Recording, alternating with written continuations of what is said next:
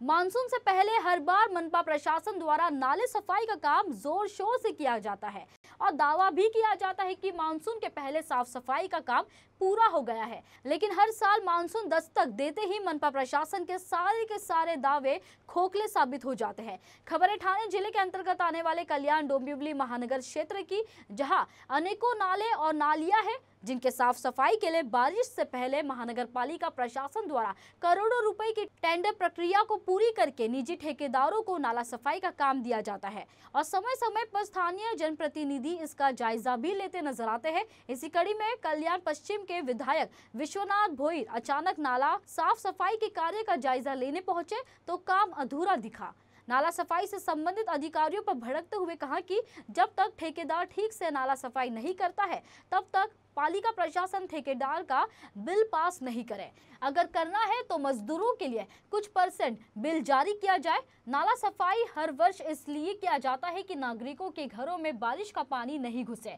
ये बात ठेकेदार को भी समझना चाहिए कि जनता के पैसे का सही उपयोग किया जाए। काही कल्याणच्या जागरूक नागरिकांनी मला या 2 नाल्यांचे फोटो पाठवले होते। त्याची शहानिशा करण्यासाठी मी इमर्जन्सी इथं आलो होतो।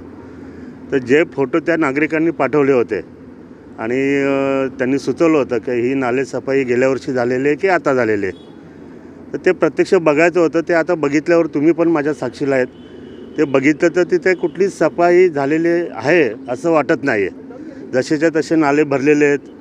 त्यामुळे आता आपल्या एक्झिक्युटिव्ह ऑफिसर इथे नवंगुळ साहेब आहेत, सिटी इंजिनियर मॅडम आहे, त्यांच्या समोरच मी सांगतो गुरुवारी आपण पूर्ण नाल्यांची, जेवढे नाले आपले मोठे नाले आहेत ते स्टार्ट ते एंड आपण पूर्ण नाल्यांची पाहणी करणार आहोत आणि त्याच्यात जर दिरंगाई आढळली किंवा जर ते नाले साफसफाई व्यवस्थित केले नसतील तर ठेकेदारावरती कारवाई करून त्याला ब्लॅकलिस्टमध्ये लगेचच्या लगेच, आणि जे ऑफिसर असतील हे लक्ष ठेवायला, जे डेप्युटी असतील, जे पण असतील, मग ते कोणी मोठे ऑफिसर असू दे, कारण हे प्रशासनाचं काम आहे।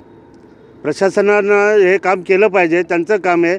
आपण जनतेचे लाखो करोडो रुपयाचं टेंडर काढतोय, मग हे ठेकेदार फक्त पोकलेन आणि JCB उतरवणार, त्याचे फोटो काढणार, एका ठिकाणी गाळ साफ करणार, ते चकाचक फोटो पाठवणार आणि मग सांगणार की नाले सफाई झाली। हे बिलकुल चालणार नाही। स्टार्ट टू एंड नाले आपण बघणार गुरुवारी, तुमच्या साक्षीनेच बघणार, आणि त्याच्यात जर काय गडबड आढळली तर मग अधिकारी आणि ठेकेदार यांची काही खैर नाही। मग साधारणतः या ज्या ठिकाणी आहे जरीमरी नाला, हा साधारणतः 10 मे ते 17 मे 18 मेपर्यंत आम्ही प्रोक्लेन उतरवलं होतं।